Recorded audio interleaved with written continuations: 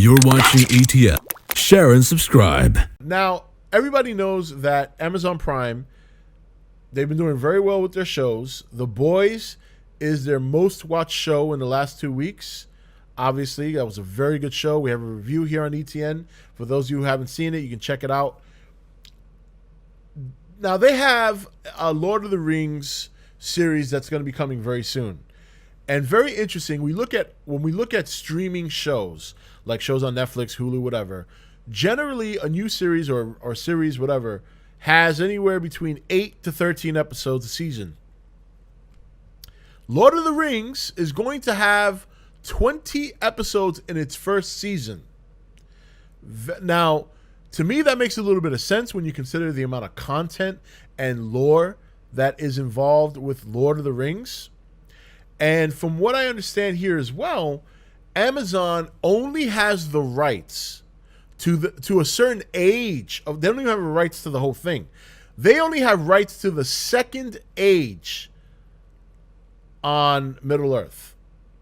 So here's a couple of comments from, I believe, a producer. Here's what they said.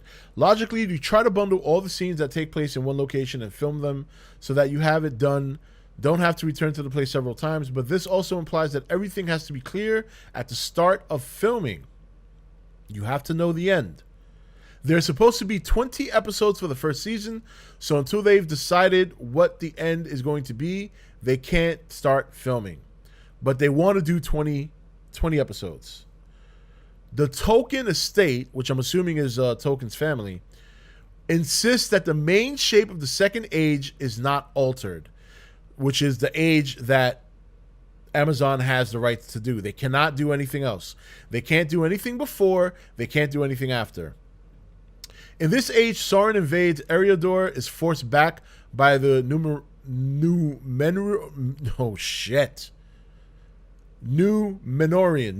There we go. Númenorian expedition. It returns to Númenor. He then corrupts the Númenorians and seduces them to break the ban of the Valar. All this, the course of history, must remain the same, but you can add new now, this is the key here.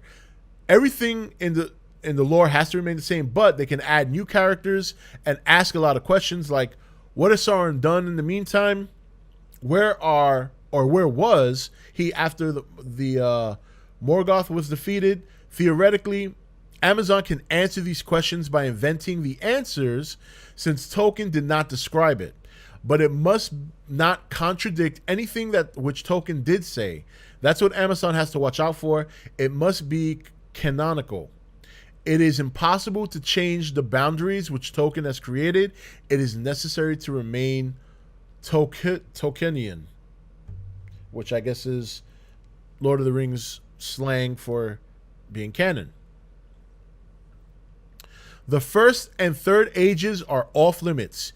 You can't have the first age. Events could be mentioned at the most if they explain the events of the second age, but it is not described or mentioned in the Lord of the Rings or in the appendices. They probably cannot use it. So the question is to what extent they may hint at events that took place, for example, in the first age, but still continue to affect the second age. There are several maps authorized by Tolkien, not just the ones we are familiar with. So a lot of new territory is going to be discovered. Okay, and some of those maps have places on them which are not in the other maps. But if Tolkien authorized them, then that's okay.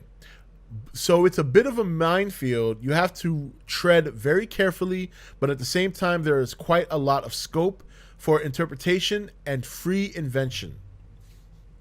So, I mean, that's pretty... I mean, look, there's so much lore. It makes sense that they have 20 episodes. They're restricted to a certain age.